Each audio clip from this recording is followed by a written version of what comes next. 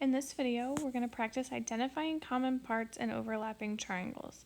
Eventually, we will use these in proofs, but today we're just going to focus on identifying their common parts. Overlapping triangles may have a common side or angle. You can simplify your work with overlapping triangles by separating and redrawing them. In the first example, I have triangle AGI. So if I highlight that, I want to start at A, go to G, then I, and then I want to make sure that it's connected so that it forms a triangle. If I redraw it, I just want to use the 3 vertex points. I don't want to include these other points that they intersect.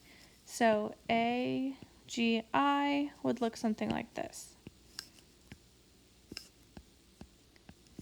The second triangle would be CFH. Again, I want to start at C, go to F, go to H, complete the connection so that it forms a triangle. CFH would look something like this. Again, I'm not going to include those intersection points, just the vertex angles, and there's CFH. If you look at the sides and angles of each triangle, none of the sides match up. So here I have AI, IG, AG. None of those are present in this triangle.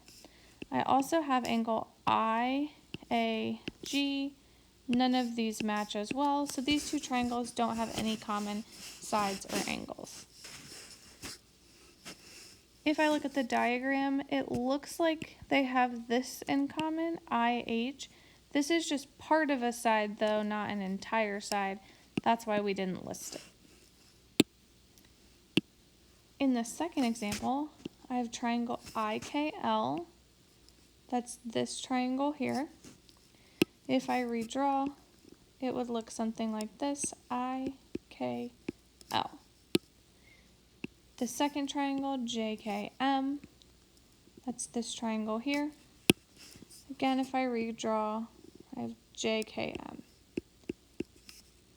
Looking at these two triangles, I have side IL, IK, and KL, none of which are present in this triangle. So no congruent or matching sides. If I look at my angles, I have I, L, and K. On the second triangle, I do notice that I also have an angle K. However, if you were to name these with 3 letters, this would be IKL. And this angle would be JKM. And if you notice, again, these do not match, so that's still not a common angle.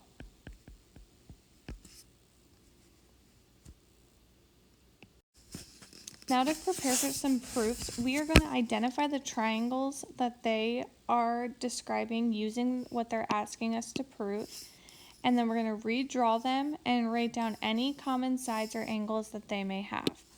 So if I look at ZW, I can see that that is this side here. So I can see the triangle that it would be attached to would be this triangle right here.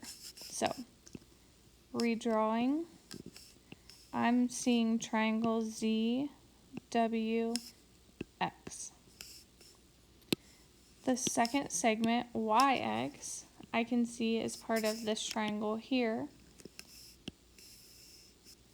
And if I redraw that one, I have triangle XYW. Looking at these sides and angles, I'm noticing that both triangles have a side XW, and so that would be what they have in common.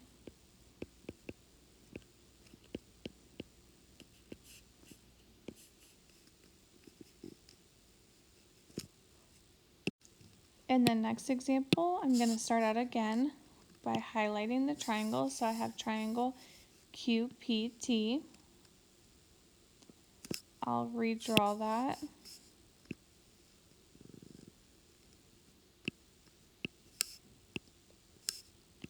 The second triangle is QRT.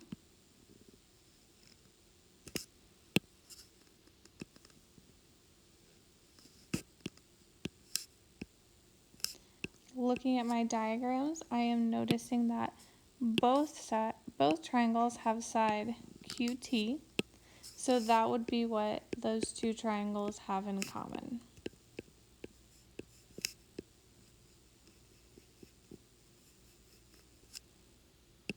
In the last example, again, I'm going to highlight what I'm given, so angle PQT.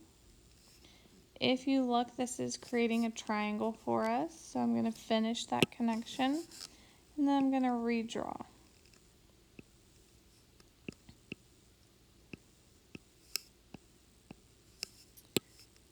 The second angle is PVR. If I redraw that one,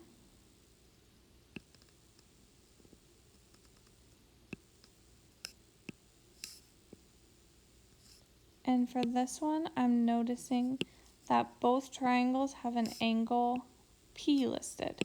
So that would be what they have in common. Notice in the original diagram, so this is a little different than our first example, that the entire angle P is highlighted both times, which caused it to turn purple, which is the difference from the original example that I showed in the beginning of the video. In the beginning of the video, the angle K's were kind of creating a set of vertical angles. And so when I was highlighting them completely separately, which is why I couldn't say that it was a common part.